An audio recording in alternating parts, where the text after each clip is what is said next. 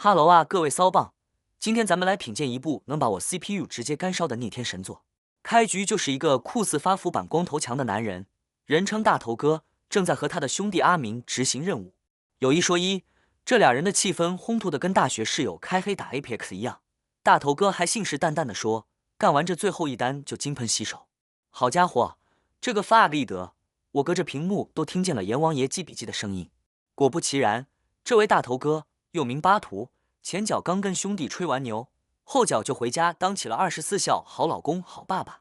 他抱着襁褓里的女儿小宝，掏出一块号称能保一辈子平安的子母玉，给自己和女儿一人带一个。我的妈，这玩意儿要是真有用，义乌小商品市场早就成世界和平中心了。更离谱的是，他还送了兄弟阿明女儿一个手链，生怕别人不晓得他们是异父异母的亲兄弟。眼看就要上演父慈女孝、阖家团圆的温馨戏码，结果下一秒，警察直接破门而入，堪称神级反转。原来是好兄弟阿明当了内鬼，给他来了个背刺。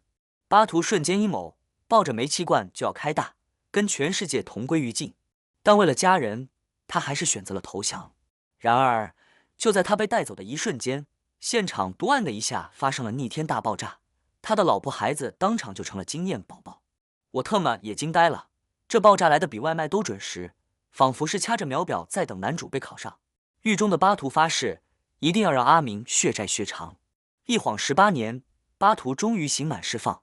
而另一边，当年那个告密的阿明，如今的宋总，正在给他养女阿雅过18岁生日。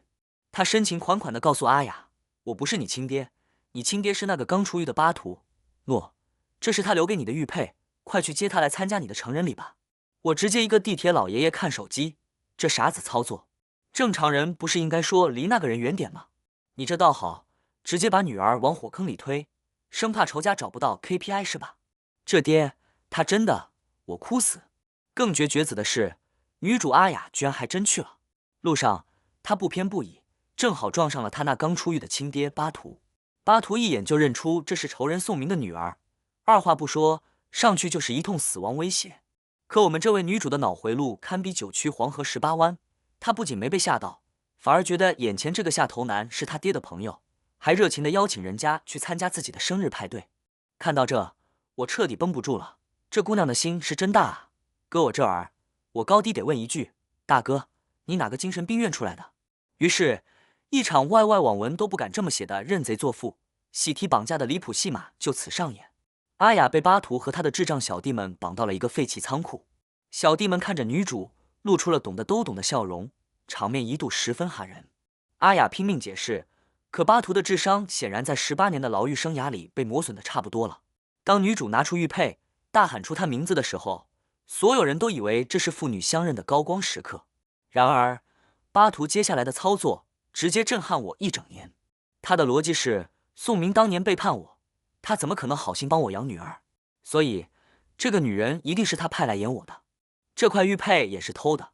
我直接一个好家伙，国有赵括纸上谈兵，今由我巴图哥土上谈兵，这致命空大，连解说都不知道怎么圆。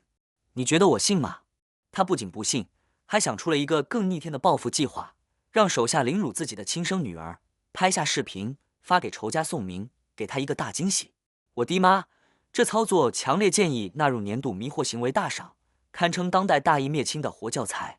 就在那群小弟准备动手，女主已经绝望到开始怀疑人生的时候，巴图突然看到了女主脖子上戴着的另一块玉佩，正是18年前他亲手给女儿戴上的那块子母玉。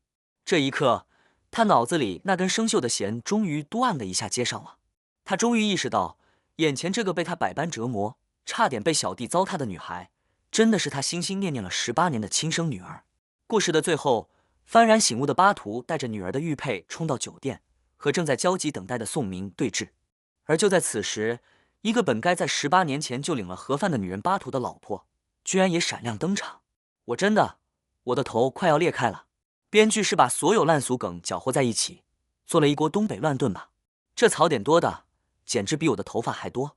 所以，小伙伴可以把离谱打在弹幕上了吗？